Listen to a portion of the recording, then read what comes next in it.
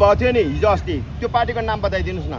मैले एउटा चाहिँ सरकारलाई सहयोग गरौँ भनेर अभियान होइन 3D पार्टीको नाम चाहिँ के पार्टी 3D होइन भिखमङ्गा पार्टी भन्नुभएको थियो नि तपाईँले त। त्यो भिख माग्ने शब्दलाई चाहिँ सुधार भन्नुभएको थियो।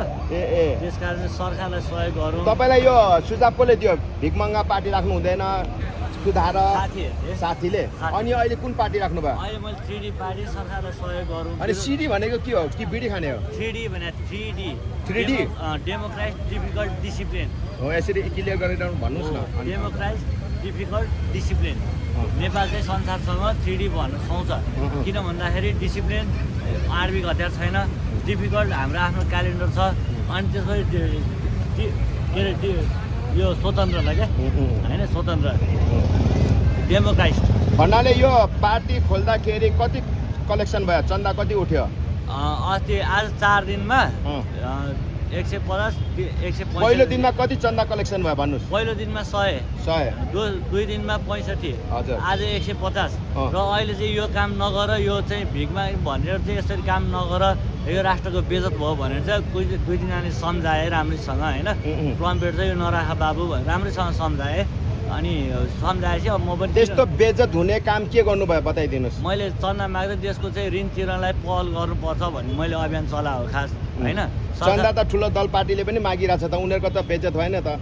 तपाईँ एउटा माइती घर मण्डलमा चन्दा माग्दा त बेइज्जत भयो? उहाँहरूलाई बेइज्जत लाग्यो कि तपाईँलाई दबाब दिएको थियो? अब दबाब त होला नि, एकदम आफ्नो ब्याकग्राउन्ड केही पनि छैन होइन। कि यो 2/3 सरकारले दबाब दिएको? 2/3 सरकार हो कि अब के हो त्यो म जान्दिनँ। मेरो पम्पलेट चाहिँ नगर बाबु भनेर राम्रो मुखले बाबु नै भने। अनि त्यो पम्पलेट बनाउँदा कति खर्च भएको थियो तपाईँको? 20 रुपियाँ। 20 रुपियाँ। अनि पैसा कति उठ्यो? पैसा 315 जम्मा जम्मी। हजुर। अब त्यो 365 रुपियाँ के गर्नुहुन्छ? म बुझाइदिन्छु कसलाई? सरकारलाई। सरकार? हजुर। कुन बालेन सरकारलाई? बालेन सरकारलाई यसरी गर, विदेशको मात्र ऋण नलिऊ, बरु आफ्नै देशलाई सहयोग माग। भोट माग्नुहुन्छ सहयोग माग्नु हुँदैन होइन। विदेशको ऋण दिएर गाह्रो छ देशलाई हामीले बुझाएको छौँ नि त। मैले त राम्रै कन्सेप्ट गरेँ हो कि सर। मदर टेरेसाले पनि त समाजसँग सहयोग मागेर समाजको सेवा गरे। भन्नाले तपाईँले कलेक्सन गर्नुभएको चन्दा उठाउनु भएको 365 रुपियाँ बालेनको सरकारलाई बुझाउनुहुन्छ? 315 रुपियाँ। 315 रुपियाँ बुझाउनुहुन्छ? कहाँ लगेर बुझाउनुहुन्छ? अब मैले यो अभियान गरेको थिएँ भनेर चाहिँ अब म एउटा बालेनको हातमै दिनुहुन्छ कि? बालेनलाई कहाँ भेट्छ भने अनि कसको हातमा दिनुहुन्छ? अब सिंहदरबारमा जाउँ, अब त्यहाँनिर पास माग्नु पर्यो, अब दिन्छ कि दिँदैन, नभए चाहिँ कर्मचारीलाई बुझाइदिन्छु। कुन कर्मचारीलाई बुझाउनुहुन्छ? बसेका प्रहरीहरूलाई बुझाइदिनुहुन्छ? लिन्छ त? लिन्छ कि लिँदैन थाहा छैन। होइन, तपाईँले पार्टी आफ्नो मनले खोल्नु भयो कि अरूले दबाब दिँदाखेरि खोल्नु भएको? मैले तपाईँ आफैले भने अब म देशको भने 3D पार्टी मैले आफैले नाम राखेको क्या। 3D party? हजुर 3D पार्टी। यो मैले चाहिँ खोली एउटा सहयोग गर्ने भन्ने कन्सेप्टले गरेको। तर अब यहाँनिर नबस दबाब मलाई एकदमै फ्रड एकदमै टर्चर पनि आयो क्या। तपाईँलाई टर्चर आयो? तनाव भयो? तनाव बनाइदियो। अनि त्यो भएको कारणले अब म भोलिदेखि पैसा उठाउने काम रोक्छु भोलिदेखि। अनि अहिले तपाईँ अहिलेदेखि रोकेको जस्तै अवस्था देखि नि? हजुर हजुर। अनि भोलि किन भन्नुभएको?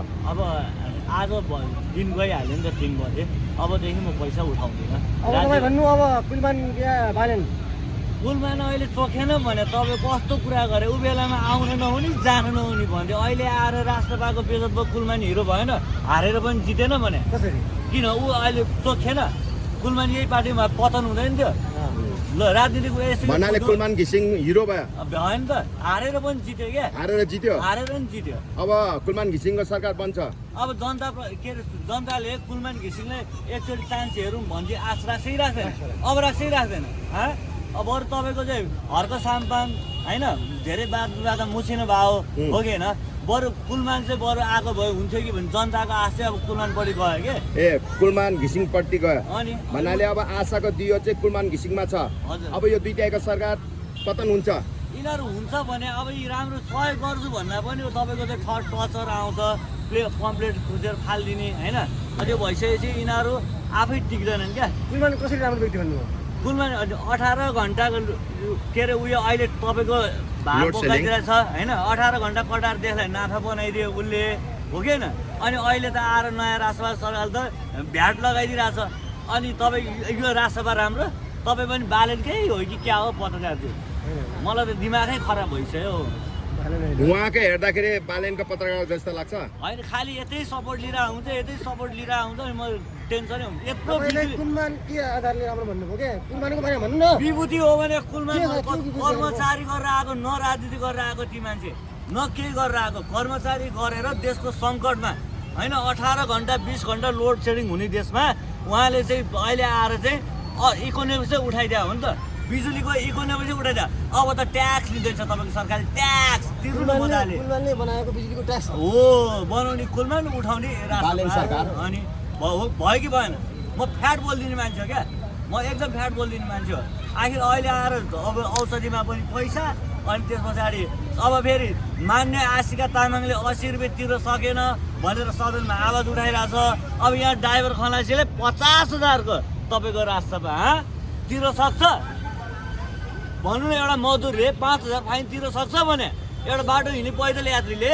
500 रुपियाँ तिर्न सक्छ ल कति विरोध गरिन्छ ल यसरी गरेर सरकारले कम्प्लिट थुत्यो अब काम छ हिजोसम्म त्यही बालेनको सरकारको गुणगान गाएर नथाक्नु भएको आज कसरी रातका रात परिवर्तन हुनुभयो तपाईँ अब यिनीहरू पनि त रातारात परिवर्तन भयो नि त ओलीको पालीमा चुचे नक्सा देख्या बालेनको पालीमा मेटिँदैछ अनि हामी के गरिदिउँ भने यिनीहरूले हामीलाई भेडा बनाउँछन् यिनीहरूले हामीलाई अनुयलतामा राख्छन् अब तपाईँको चाहिँ 1 रुपियाँको सिक्कामा चुचे नक्सा खुलित्तै रवि लामी छानेले आमा बालेनले देश बनाउँछ भनेर चिच्चे कराइरहेको थियो नि हो अब रवि लामी छानेले बालेनज्यू मलाई अप्ठ्यारो पर्यो अब तपाईँ साइड लाग्नु भनिदिन आउँछ यिनीहरू के अब रवि लामी छाने प्रधानमन्त्री बन्ने दौडमा छ अनि अब ऊ स्वर्णिम वाग्लेलाई निकाली ऊ गर्ने यिनीहरूको बालेनको सोच अब उसले होइन हजुर होइन काभ्रेमा दुईजना किन भेट्या त तपाईँ हामीसँग आउँदैन यिनीहरू खुलेर भित्र अँध्याराका नेता हुनु अँध्याराका बुझ्नुभयो नि यी उज्यालोको नेता होइनन् अब तपाईँको मेयर हुँदाखेरि ग्रेटर नेपाल राखिदिने